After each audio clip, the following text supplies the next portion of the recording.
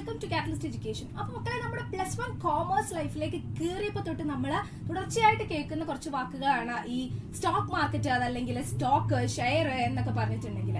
So ഇതൊക്കെ എന്താണ് എന്നുള്ളത് നമ്മൾ ബുക്കിൽ പഠിച്ചിട്ടുണ്ട്. സോ എന്തൊക്കെയാണ് ഇതിൻ്റെയൊക്കെ പ്രാക്ടിക്കാലിറ്റി, ആരൊക്കെയാണ് സ്റ്റോക്ക് മാർക്കറ്റിൽ നമുക്ക് കാണാൻ സാധിക്കുക, അതുപോലെ നമുക്കും സ്റ്റോക്ക് മാർക്കറ്റിൽ ഷെയറുകൾ ഇൻവെസ്റ്റ് ചെയ്യാൻ സാധിക്കുമോ, പർച്ചേസ് ചെയ്യാൻ പറ്റുമോ, സെല് ചെയ്യാൻ പറ്റുമോ എന്നുള്ള കാര്യങ്ങളൊക്കെ നമുക്ക് അത്രയധികം അറിയുന്നുണ്ടായിരിക്കില്ല. സോ ഇന്ന് ഈ ഒരു വീഡിയോയിൽ നമുക്ക് എന്ത് ചെയ്യാം, സ്റ്റോക്ക് മാർക്കറ്റിന്റെ കുറച്ച് ബേസിക് ആയിട്ടുള്ള കാര്യങ്ങൾ ഡിസ്കസ് ചെയ്ത് പോവാം. അതാണ് നമ്മൾ ചെയ്യാൻ പോകുന്നത്. Introduction to stock market. So first of all നമുക്ക് എന്താണ് സ്റ്റോക്ക് മാർക്കറ്റ് എന്നുള്ളത് പറഞ്ഞ് തുടങ്ങാം.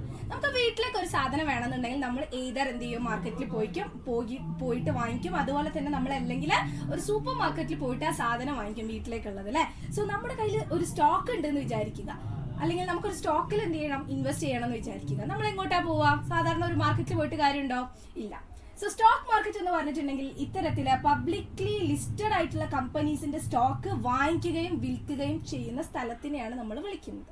അതായത് stock market is a place where publicly listed companies stocks അല്ലെങ്കിൽ shares are bought and sold. Clear ആണല്ലോ? നമ്മുടെ കയ്യിലുള്ള ലിസ്റ്റ് ചെയ്ത, അതായത് സ്റ്റോക്ക് മാർക്കറ്റിൽ ലിസ്റ്റ് ചെയ്ത കമ്പനീസിന്റെ ഷെയർ വാങ്ങിക്കുകയും വിൽക്കുകയും ചെയ്യുന്ന മാർക്കറ്റിനെയാണ് നമ്മൾ എന്തെന്ന് വിളിക്കുന്നത്, സ്റ്റോക്ക് മാർക്കറ്റ് എന്ന് വിളിക്കുന്നത്. സോ അപ്പൊ നിങ്ങളുടെ മനസ്സിൽ നെക്സ്റ്റ് ഒരു ക്വസ്റ്റ്യൻ വന്നിട്ടുണ്ടായിരിക്കും, വാട്ട് ഈസ് എ സ്റ്റോക്ക്? എന്താണ് ഒരു സ്റ്റോക്ക് എന്നുള്ള ഒരു ക്വസ്റ്റ്യൻ ഇപ്പോൾ വന്നിട്ടുണ്ടായിരിക്കും. സോ അത് നമുക്കൊരു എക്സാമ്പിളിലൂടെ എന്ത് ചെയ്യാം, നമുക്കൊന്ന് ക്ലിയർ ആക്കാം എന്താണ് ഒരു സ്റ്റോക്ക് എന്നുള്ളത്. ഓക്കെ ആണല്ലോ? ഫോർ എക്സാമ്പിൾ, നമ്മുടെ അടുത്ത് നമ്മൾ തന്നെ അറിയപ്പെടുന്ന ഒരു സൂപ്പർ മാർക്കറ്റ് ഉണ്ട് എന്ന് വിചാരിക്കുക. നമ്മൾ വലിയ വലിയ കമ്പനികളൊന്നും ഇവിടെ എന്ത് ചെയ്യുന്നില്ല, എക്സാമ്പിൾ ആയിട്ട് എടുക്കുന്നില്ല. നമ്മൾ അറിയപ്പെടുന്ന ഒരു സൂപ്പർ മാർക്കറ്റ് ഇവിടെ ഉണ്ട് എന്ന് വിചാരിക്കുക. അത് നമുക്ക് എന്തെങ്കിലും ഒരു പേരൊക്കെ മെൻഷൻ ചെയ്യാം കേട്ടോ. സോ സൂപ്പർ മാർക്കറ്റ് ഉണ്ടെന്ന് വിചാരിക്കുക. അതിനൊരു വില ഉണ്ടായിരിക്കുമല്ലോ. കാരണം സൂപ്പർ മാർക്കറ്റിൽ ഒരുപാട് ആക്ടിവിറ്റീസ് നടക്കുന്നുണ്ട്, ഒരുപാട് ട്രാൻസാക്ഷൻസ് നടക്കുന്നുണ്ട്. അതുവഴി ആ സൂപ്പർ മാർക്കറ്റിൽ എന്ത് ജനറേറ്റ് ചെയ്യുന്നുണ്ട്, റവന്യൂ ജനറേഷൻ ഉണ്ടാവുന്നുണ്ട്. സോ അതുകൊണ്ട് തന്നെ അതിനൊരു മതിപ്പ് വില ഉണ്ടായിരിക്കും. ഇപ്പൊ നമ്മുടെ ഏത് അസറ്റ് ആയിക്കോട്ടെ, ഇപ്പൊ നമ്മുടെ ഒരു വീടിനൊരു വാല്യുവേഷൻ നമ്മൾ ചെയ്ത് കഴിഞ്ഞാൽ, വാല്യൂ നോക്കി കഴിഞ്ഞാൽ ഒരു 45 ലക്ഷം 50 ലക്ഷം ഉണ്ടെങ്കിൽ അതാണ് അതിന്റെ വില എന്ന് പറയുന്ന പോലെ സൂപ്പർ മാർക്കറ്റിന്റെ വാല്യുവേഷൻ നമ്മൾ നോക്കിയ സമയത്ത് അതിനൊരു 10 ലക്ഷം എന്തുണ്ടെന്ന് വിചാരിക്കുക, ഒരു 10 lakhs അതിന്റെ മതിപ്പ് വില ഉണ്ട് എന്ന് വിചാരിക്കുക. ഇതാണ് എന്ത്, അതിന്റെ ആ സൂപ്പർ മാർക്കറ്റിന്റെ വാല്യുവേഷൻ എന്ന് പറയുന്നത്.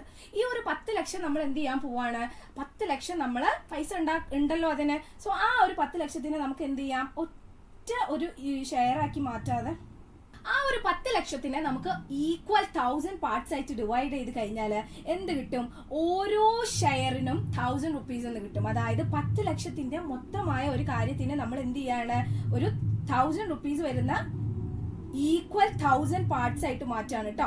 ആ ഓരോന്നിനെയും നമ്മൾ വിളിക്കുന്ന പേരാണ് എന്ത്, സ്റ്റോക്ക് എന്നുള്ളത്. സോ ഈ ഒരു 10 ലക്ഷത്തിനെ നമ്മൾ 1000 പാർട്സ് ആയിട്ട് ഡിവൈഡ് ചെയ്തു. അതിൽ ഓരോ പാർട്ടിനെയും നമുക്ക് സ്റ്റോക്ക് അല്ലെങ്കിൽ ഷെയർ എന്ന് വിളിക്കാം. ഇപ്പോൾ ഓരോ സ്റ്റോക്കിന്റെയും വില എത്രയാണ്, 1000 രൂപയാണ്.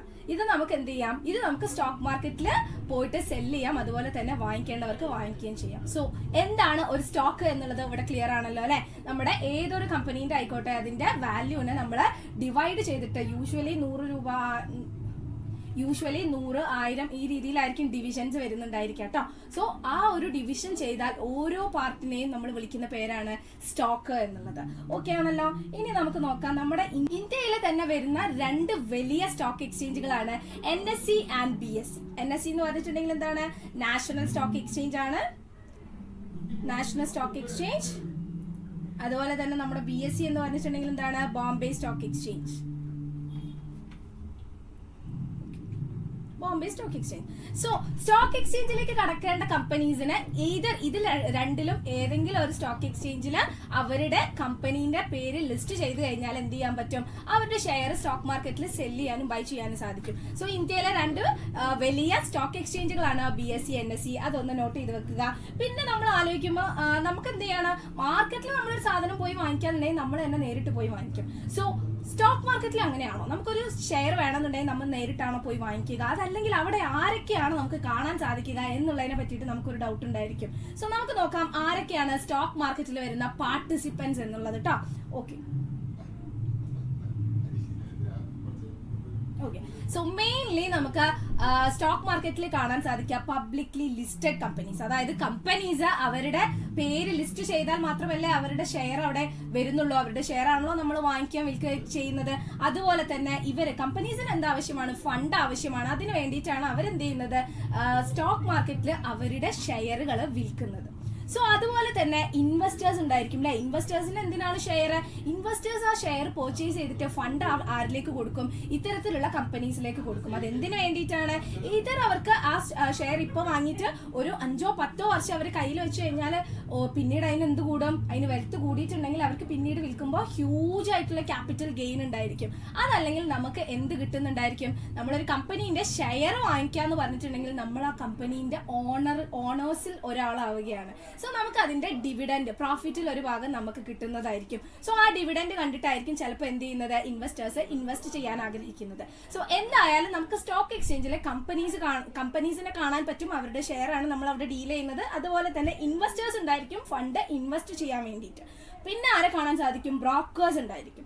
ഇവിടെയാണ് നമ്മൾ നേരത്തെ പറഞ്ഞ പോലെ നമുക്ക് സ്റ്റോക്ക് എക്സ്ചേഞ്ചിൽ ഏതെങ്കിലും ഒരു ഷെയർ വാങ്ങിക്കണം വിൽക്കണം എന്നുണ്ടെങ്കിൽ ഡയറക്റ്റ് ആയിട്ട് പോയി ചെയ്യുന്ന ഒരു കാര്യമല്ല.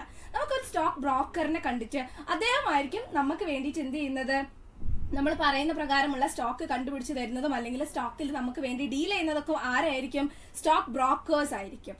ഓക്കെ ആണല്ലോ? ഇത്രയും കാര്യങ്ങൾ നമുക്ക് കാണാൻ സാധിക്കും. ആൻഡ് ഇവിടെ എന്താണ്? ക്ലിയറിംഗ് ഹൗസസ് ഉണ്ട്. അത് നമ്മുടെ സ്റ്റോക്കിന്റെ സെല്ലിങ്ങും ബൈങ്ങും ഒക്കെ ആയിട്ടുള്ള ബന്ധപ്പെട്ടിട്ടുള്ള ആളുകളാണ്. അത്രയും കാര്യം മനസ്സിലാക്കുക. പിന്നെ ട്രാൻസ്ഫർ ഏജൻസ് എന്താണ്? അതുപോലെ തന്നെ ഡിപ്പോസിറ്ററി പാർട്ടിസിപ്പൻസ്, സെറ്റിൽമെന്റ് ബാങ്ക്സ്, ഇതൊക്കെ എന്താണ് എന്നുള്ളതും കൂടി നമുക്കൊന്ന് പെട്ടെന്ന് പറഞ്ഞു പോകാം കേട്ടോ.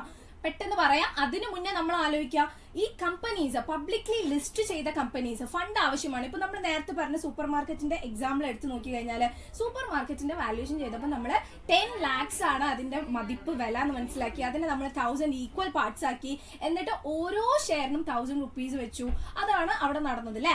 ഇനി ആ ഓരോ സൂപ്പർ മാർക്കറ്റ് നമുക്കൊന്ന് എക്സ്റ്റെൻഡ് ചെയ്യണം, നമുക്കൊന്നും കൂടി വിപുലീകരിക്കണം എന്ന് വിചാരിക്കുകയാണ്. അതിന് ഫണ്ട് ആവശ്യമല്ലേ? നമുക്ക് എഗെയിൻ ഒരു 10 ലക്ഷം ആവശ്യമാണ് എന്ന് വിചാരിക്കുക. കമ്പനിക്ക് പക്ഷെ എന്താണ്? കമ്പനീന്റെ കയ്യിൽ ഫണ്ടില്ല. അതുപോലെ തന്നെ ബാങ്കിൽ നിന്നും മറ്റു ലോൺ ആയിട്ട് റേസ് ചെയ്യാൻ താല്പര്യമില്ല എന്ന് വിചാരിക്കുക. കാരണം നമ്മൾ ലോൺ എടുത്തു കഴിഞ്ഞാൽ നമുക്ക് അറിയാലോ, പ്രോപ്പർ ആയിട്ട് നമുക്ക് ആ ഒരു ലോണിന്റെ അമൗണ്ട് പോയിക്കൊണ്ടേ ഇരിക്കണം. നമുക്ക് എന്തെങ്കിലും ഒരു ബുദ്ധിമുട്ട് വന്നു കഴിഞ്ഞാൽ അത് വേറെ പ്രശ്നങ്ങളിലേക്ക് എത്തും അല്ലെ. സോ കമ്പനി എന്ത് ചെയ്യാണ്? കമ്പനിക്ക് ഇൻവെസ്റ്റേഴ്സ് ഉണ്ട് സ്റ്റോക്ക് മാർക്കറ്റിൽ. നമ്മൾ എന്ത് ചെയ്താൽ മതി? സ്റ്റോക്ക് മാർക്കറ്റിൽ നമ്മുടെ ഷെയർ എഗെയിൻ ഒരു 1000 ഈക്വൽ പാർട്സ് ആക്കിയിട്ട് 1000 rupees നമ്മൾ സെല് ചെയ്താൽ മതിയല്ലോ. നമുക്ക് ഇൻവെസ്റ്റേഴ്സിനെ അവിടെ ബൈ ചെയ്യാൻ വേണ്ടിയിട്ട് കിട്ടുമല്ലോ. സോ അത്തരത്തില് കമ്പനീസ് IPO വഴിയായിരിക്കും സ്റ്റോക്ക് മാർക്കറ്റിലേക്ക് എന്ത് ചെയ്യുന്നുണ്ടായിരിക്കുക? ഷെയർ ഫസ്റ്റ് ആയിട്ട് പബ്ലിക്കിനെ ഇൻട്രൊഡ്യൂസ് ചെയ്യുന്നുണ്ടായിരിക്കുക. സോ IPO എന്ന് പറഞ്ഞാൽ ഇത്രേ ഉള്ളൂ. ഇനീഷ്യൽ പബ്ലിക് ഓഫറിംഗ് എന്നാണ് IPO എന്നുള്ളതിന്റെ ഫുൾ ഫോം. അതുപോലെ തന്നെ അതെന്താണ്? It is the process through which a private company offers its share to the public for the first time. ആദ്യമായിട്ടാണ് ആ ഒരു ഷെയർ പബ്ലിക്കിന് ഒരു പ്രൈവറ്റ് കമ്പനി ഓഫർ ചെയ്യുന്നതെങ്കിൽ ആ ചെയ്യുന്നത് ഏത് പ്രോസസ്സിലൂടെയാണ്? IPO എന്ന് പറഞ്ഞ പ്രോസസ്സിലൂടെയാണ്. ഓക്കെ ആണല്ലോ? സോ പബ്ലിക്ലി ലിസ്റ്റ് ചെയ്തിട്ട് കമ്പനിക്ക് ഫണ്ട് ആവശ്യമാണ്. കമ്പനി എന്ത് ചെയ്യും? പബ്ലിക്ലി ലിസ്റ്റ് ചെയ്യും. എന്നിട്ട് അതിന്റെ ഷെയർ IPO വഴി എന്ത് ചെയ്യും? ഇൻവെസ്റ്റേഴ്സിന് ഓഫർ ചെയ്യും. ഓക്കെ ആണല്ലോ? സോ ഷെയർ ഇൻവെസ്റ്റേഴ്സിന് ഓഫർ ചെയ്യുന്ന സമയത്ത് നമുക്ക് ആദ്യ കാലങ്ങളിലൊക്കെ കിട്ടിക്കൊണ്ടിരുന്നത്, നമ്മളൊരു കമ്പനീന്റെ ഷെയർ വാങ്ങിക്കഴിഞ്ഞാൽ നമുക്ക് ഫസ്റ്റ് ടൈം മുന്നേ കുറെ പണ്ടൊക്കെ കിട്ടിയിട്ടുണ്ടായിരുന്നത് ഈ ഒരു രീതിയിലാണ് കേട്ടോ. ഇതിനെയാണ് നമ്മൾ ഷെയർ സർട്ടിഫിക്കറ്റ് എന്ന് പറയുന്നത്. സോ ഇതൊരു പേപ്പർ ഫോർമാറ്റിലായിരുന്നു. ഈ പേപ്പർ ഫോർമാറ്റിൽ നമുക്കൊരു ഷെയറിന്റെ സർട്ടിഫിക്കറ്റ് ആയിട്ട് തന്നു കഴിഞ്ഞാലുള്ള ബുദ്ധിമുട്ട് ആർക്കാണ്? ഇൻവെസ്റ്റേഴ്സിനാണ്. ഇതെന്താവാം? ഇത് നമുക്ക് നഷ്ടപ്പെട്ടു പോവാം. അതല്ലെങ്കിൽ ഇത് വെള്ളമോ അല്ലെങ്കിൽ ആ ഒരു രീതിയിൽ നശിച്ചു പോവാൻ ചാൻസ് ഉണ്ട്. നമുക്ക് കാണാതെ പോവാം. ഇതൊരു തെളിവാണ്. പക്ഷെ ഇതെന്താണ്? ഇത് പ്രോപ്പർ ആയിട്ടുള്ള ഒരു നമുക്ക് എടുത്തു വെക്കാൻ പറ്റുന്ന ഒരു രൂപത്തിലല്ല, ഒരു പേപ്പർ ഫോർമാറ്റിലാണ്. സോ നമുക്ക് നഷ്ടപ്പെട്ടു പോകാനുള്ള ചാൻസ് വളരെ കൂടുതലാണ് അല്ലെ. സോ അതുകൊണ്ട് തന്നെ പിന്നീട് എന്ത് ചെയ്തു? ഇലക്ട്രോണിക് ഫോമില് ഷെയർ സർട്ടിഫിക്കറ്റ് തരാൻ വേണ്ടിയിട്ട് തുടങ്ങി. അതിനെയാണ് നമ്മൾ ഡീമെറ്റീരിയലൈസിങ് എന്ന് പറയുന്നത് കേട്ടോ. ഡീമെറ്റീരിയലൈസിങ് എന്ന് പറഞ്ഞിട്ടുണ്ടെങ്കിൽ ഈ ഷെയർ സർട്ടിഫിക്കറ്റിനെ നമ്മൾ എന്ത് ചെയ്യാണ്? ഇലക്ട്രോണിക് ഫോമിലേക്ക് കൺവേർട്ട് ചെയ്യുന്നതിനാണ്. അതിന് നമുക്ക് എന്താവശ്യമാണ്? ഒരു ഡിമാറ്റ് അക്കൗണ്ട് ആവശ്യമാണ്. സോ നമുക്ക് എന്ത് ചെയ്യാം? നമ്മുടെ ഷെയർ സർട്ടിഫിക്കറ്റ് ഇലക്ട്രോണിക് ഫോമിൽ ഡിമാറ്റ് അക്കൗണ്ടിൽ പ്രൊട്ടക്ട് ചെയ്ത് സൂക്ഷിച്ച് വെക്കാൻ വേണ്ടിയിട്ട് സാധിക്കും. സോ ഡിമാറ്റ് അക്കൗണ്ട് നമുക്ക് നേരെ പോയി തുറക്കാൻ വേണ്ടിയിട്ട് സാധിക്കില്ല. നമ്മുടെ ഡിമാറ്റ് അക്കൗണ്ട് സൂക്ഷിച്ച് വെക്കുന്നത് ആരായിരിക്കും? ഡിപ്പോസിറ്ററീസ് ആയിരിക്കും കേട്ടോ. സോ നമ്മുടെ കയ്യിലുള്ള നമ്മൾ പർച്ചേസ് ചെയ്തിട്ടുള്ള ഷെയറിന്റെ സർട്ടിഫിക്കറ്റ് ആണ്. അതിന്റെ ഇലക്ട്രോണിക് ഫോമിൽ നമ്മളൊരു ഡിമാറ്റ് അക്കൗണ്ട് ഒക്കെ തുടങ്ങിയിട്ട് നമുക്ക് വേണ്ടി സൂക്ഷിച്ച് വെക്കുന്ന ആളുകളാണ് ഡിപ്പോസിറ്ററീസ് എന്ന് പറയുന്നത്. ഈ ഡിപ്പോസിറ്ററീസിന്റെ അടുത്തേക്കും നമ്മൾ ഡയറക്ട്ലി എൻറ്റർ ചെയ്യുന്നതല്ല. അതിനാണ് നമുക്ക് ആരുള്ളത്, ഡിപ്പോസിറ്ററി പാർട്ടിസിപ്പൻസ് ഉള്ളത്. സോ അവർ ത്രൂ നമ്മൾ എന്ത് ചെയ്യും, ഡിപ്പോസിറ്ററീസിന്റെ അടുത്ത് പോകും. അവിടെ നമ്മൾ ഡിമാറ്റ് അക്കൗണ്ട് ഓപ്പൺ ചെയ്യും. അവിടെ നമുക്ക് എന്ത് ചെയ്യാൻ സാധിക്കും, എത്ര കാലത്തേക്ക് വേണമെങ്കിലും നമ്മുടെ ഷെയർ സർട്ടിഫിക്കറ്റിന്റെ ഇലക്ട്രോണിക് ഫോമിൽ നമുക്ക് സൂക്ഷിച്ചു വെക്കാൻ വേണ്ടിയിട്ട് സാധിക്കും. സോ പണ്ട് നമുക്ക് പേപ്പറിൽ തന്നുകൊണ്ടിരുന്ന സാധനം ഇലക്ട്രോണിക് ഫോർമാറ്റിലായി കഴിഞ്ഞാൽ എന്താണ്, അത് നശിച്ചു പോവില്ല അല്ലെ. നമുക്ക് എന്നേക്കും എടുത്തു വെക്കാനുള്ള ഒരു നല്ല രീതിക്ക് പ്രൊട്ടക്റ്റഡ് ആയിട്ടുള്ള ഒരു ഫോമിൽ തന്നെയാണ് അത് കിട്ടുന്നുണ്ടായിരിക്കും അല്ലെ. പിന്നെ സെറ്റിൽമെന്റ് ബാങ്ക്സ് ഒക്കെ എന്താണ്, നമ്മുടെ ഫണ്ടും കാര്യങ്ങളും ഒക്കെ സെറ്റിൽ ചെയ്യാനുള്ള പാർട്ടിസിപ്പൻസ് ആണ് കേട്ടോ. ഓക്കെ ആണല്ലോ. പിന്നെ നമ്മൾ ഇതിൽ അറിഞ്ഞിരിക്കേണ്ടതാണ് trading and demat account. Stock എക്സ്ചേഞ്ചിൽ നമ്മൾ ഡീൽ ചെയ്യുന്ന സമയത്ത് 2 അക്കൗണ്ട്സ് വരുന്നുണ്ട് കേട്ടോ, ട്രേഡിംഗ് അക്കൗണ്ടും ഡിമാറ്റ് അക്കൗണ്ടും. ഡിമാറ്റ് അക്കൗണ്ട് എന്താണ് എന്നുള്ളത് നമ്മൾ ഓൾറെഡി പറഞ്ഞു. നമ്മൾ പേപ്പർ ഫോർമാറ്റിൽ ആക്കുന്നതിന് പകരം നമ്മൾ എന്ത് ചെയ്തു, ഇലക്ട്രോണിക് ഫോമിലേക്ക് നമ്മുടെ ഷെയർ സർട്ടിഫിക്കറ്റിനെ കൺവേർട്ട് ചെയ്ത് നമ്മൾ സൂക്ഷിച്ചു വെക്കുന്ന അക്കൗണ്ടിനെയാണ് ഡിമാറ്റ് അക്കൗണ്ട് എന്ന് പറയുന്നത്. സോ ഡിമാറ്റ് അക്കൗണ്ട് ഉണ്ടാകുമ്പോൾ പിന്നെ അവിടെ എന്തിനാണ് ഒരു ട്രേഡിംഗ് അക്കൗണ്ട് എന്നുള്ള ഡൗട്ട് പിന്നീട് നമുക്ക് വരുന്നുണ്ടായിരിക്കും. സോ നമ്മൾ ആലോചിക്കുക, ഡിമാറ്റ് അക്കൗണ്ട് എന്ന് പറഞ്ഞു കഴിഞ്ഞാൽ ഇലക്ട്രോണിക് ഫോമിൽ നമ്മൾ ഷെയർ സർട്ടിഫിക്കറ്റ് അവിടെ എടുത്തു വെക്കുന്നു എന്നുള്ളത് മാത്രമാണ്. ട്രേഡിംഗ് അക്കൗണ്ടിലാണ് നമ്മൾ എന്ത് ചെയ്യുന്നത്, നമ്മുടെ കമ്പനിക്ക് വേണ്ടിയിട്ടുള്ള പൈസ ഇട്ട് കൊടുക്കുന്നത്. അതായത് നമുക്കൊരു ഷെയർ പർച്ചേസ് ചെയ്യണം എന്നുണ്ടെങ്കിൽ നമ്മൾ എന്ത് ചെയ്യണം, സ്റ്റോക്ക് ബ്രോക്കറിന്റെ കയ്യിൽ അക്കൗണ്ടിൽ, ഈ ഒരു അക്കൗണ്ടിൽ നമ്മൾ പൈസ ഇട്ട് കൊടുക്കണം അല്ലെ. എന്നിട്ട് പൈസ കൊടുത്ത് അവരെ അടുത്ത് വിട്ടിട്ടാണ് അവർ നമുക്ക് വേണ്ടിയിട്ട് ആ ഒരു സ്റ്റോക്ക് പർച്ചേസ് ചെയ്തിട്ട് കൊണ്ടുതരുന്നത്. അതിന് നമുക്ക് ഫണ്ട് ആവശ്യമല്ലേ. അതൊക്കെ കഴിഞ്ഞാൽ സ്റ്റോക്ക് കയ്യിൽ കിട്ടിയാൽ മാത്രമേ ഡിമാറ്റ് അക്കൗണ്ടിലേക്ക് നമ്മൾ അതിനെ ഇലക്ട്രോണിക് ഫോമിലേക്ക് കൺവേർട്ട് ചെയ്തിട്ട് എടുത്തു വെക്കാൻ പറ്റുള്ളൂ. സോ ആ ട്രേഡിംഗ് നടത്തുന്നത് ട്രേഡിംഗ് അക്കൗണ്ടിലായിരിക്കും. സിമ്പിൾ ആയിട്ട് ആലോചിക്കുക, നമുക്ക് എല്ലാവർക്കും ഒരു സേവിങ്സ് അക്കൗണ്ട് ഉണ്ടായിരിക്കുമല്ലോ, സേവിങ്സ് ബാങ്ക് അക്കൗണ്ട് ഉണ്ടായിരിക്കും. അതിൽ നിന്ന് നമ്മളെ പൈസ എന്ത് ചെയ്യും, ട്രേഡിംഗ് അക്കൗണ്ടിലേക്ക് എന്ത് ചെയ്യും, മാറ്റും. ട്രേഡിംഗ് അക്കൗണ്ടിലേക്ക് മാറ്റിയിട്ട് അവിടെ നിന്ന് ആ ഒരു എമൗണ്ട് എന്ത് ചെയ്യും, നമ്മുടെ ആ ഷെയർ പർച്ചേസ് ചെയ്യാൻ വേണ്ടിയിട്ട് നമ്മുടെ സ്റ്റോക്ക് ബ്രോക്കർക്ക് നമ്മൾ യൂസ് ചെയ്യാൻ വേണ്ടിയിട്ട് കൊടുക്കും. അവിടെ നിന്ന് ആ ഒരു പൈസ കൊടുത്ത് സ്റ്റോക്ക് ബ്രോക്കറാണ് നമുക്ക് വേണ്ടിയിട്ട് ഷെയർ പർച്ചേസ് ചെയ്തിട്ട് ഡിമാറ്റ് അക്കൗണ്ടിലേക്ക് മാറ്റി തരുന്നത്. ഓക്കെ ആണല്ലോ. സോ ഇത് കൊണ്ടാണ് നമുക്ക് ഡിമാറ്റ് അക്കൗണ്ടും ട്രേഡിംഗ് അക്കൗണ്ടും വേറെ വേറെ വേണ്ടി വരുന്നത്. അതായത് ട്രേഡിംഗ് അക്കൗണ്ടിലാണ് നമ്മൾ ഷെയർ പർച്ചേസ് ചെയ്യാനുള്ള പൈസ എന്ത് ചെയ്യുന്നത്, ഇട്ട് വെക്കുന്നത് കേട്ടോ, പൈസ ഇട്ട് വെക്കുന്നത്. ആൻഡ് പൈസ കൊടുത്ത് ഷെയർ വാങ്ങിയതിന് ശേഷമാണ് അത് ഡിമാറ്റ് അക്കൗണ്ടിലേക്ക് ഇലക്ട്രോണിക് ഫോമിലാക്കിയിട്ട് നമ്മൾ എന്ത് ചെയ്യുന്നത്, കൺവേർട്ട് ചെയ്ത് സൂക്ഷിച്ചു വെക്കുന്നത്.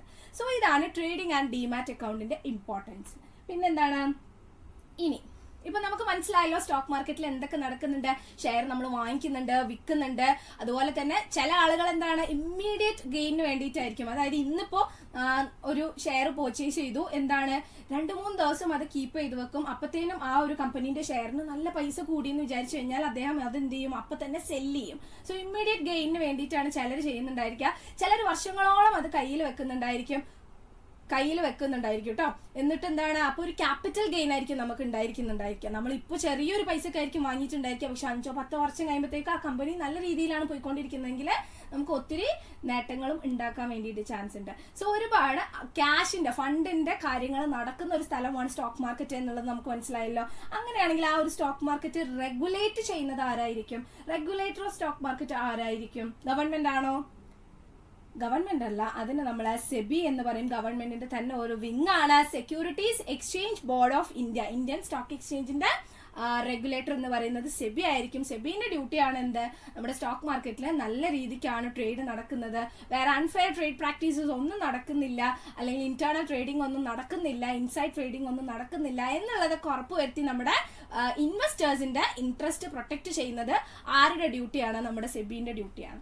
ഓക്കെ ആണല്ലോ. സോ സ്റ്റോക്ക് മാർക്കറ്റ് എന്ന് പറഞ്ഞാൽ സിമ്പിൾ ആയിട്ട് ഇത്രേ ഉള്ളൂ. കമ്പനീസിന് അവർക്ക് ആവശ്യമുള്ള ഫണ്ട് റേസ് ചെയ്യാനും ഇൻവെസ്റ്റേഴ്സിന് അവർക്ക് ആവശ്യമുള്ള കമ്പനികളുടെ ഷെയർ വാങ്ങിക്കാനും വിൽക്കാനും ഒക്കെ സാധിക്കുന്ന ഒരു സ്ഥലമാണ് സ്റ്റോക്ക് മാർക്കറ്റ് എന്ന് പറയുന്നത്. സോ നമ്മൾ ഈ ഒരു വീഡിയോയിൽ എന്ത് ചെയ്തിട്ടുണ്ട്, സ്റ്റോക്ക് മാർക്കറ്റിന്റെ ബേസിക് ആയിട്ടുള്ള കാര്യങ്ങളൊക്കെ എന്ത് ചെയ്തു, ഡിസ്കസ് ചെയ്തിട്ടുണ്ട്. അതായത് സ്റ്റോക്ക് മാർക്കറ്റിലെ പാർട്ടിസിപ്പൻസ് ആരൊക്കെയാണ്, അതിന്റെ റെഗുലേറ്റർ ആരാണ്, ഡിമാറ്റ് അക്കൗണ്ടും ട്രേഡിംഗ് അക്കൗണ്ടും എന്താണ്, ഡിമാറ്റീരിയലൈസിംഗ് എന്ന് പറഞ്ഞാൽ എന്താണ്, ഷെയർ സർട്ടിഫിക്കറ്റിന് നമ്മൾ ഇലക്ട്രോണിക് ഫോമിലേക്ക് കൺവേർട്ട് ചെയ്യുന്നതിനാണ് ഡിമാറ്റീരിയലൈസിംഗ് എന്ന് പറയുന്നത്. സോ ഇതിന്റെ റിലേറ്റ് ചെയ്തിട്ടുള്ള ബാക്കി കാര്യങ്ങളായിട്ട് നമുക്ക് വേറൊരു വീഡിയോയിൽ കാണാം. സോ വീഡിയോ ഇഷ്ടമായിട്ടുണ്ടെങ്കിൽ എന്ത് ചെയ്യുക, ലൈക്ക് ചെയ്യുക, ഷെയർ ചെയ്യുക, സബ്സ്ക്രൈബ് ചെയ്യുക. Thank you so much.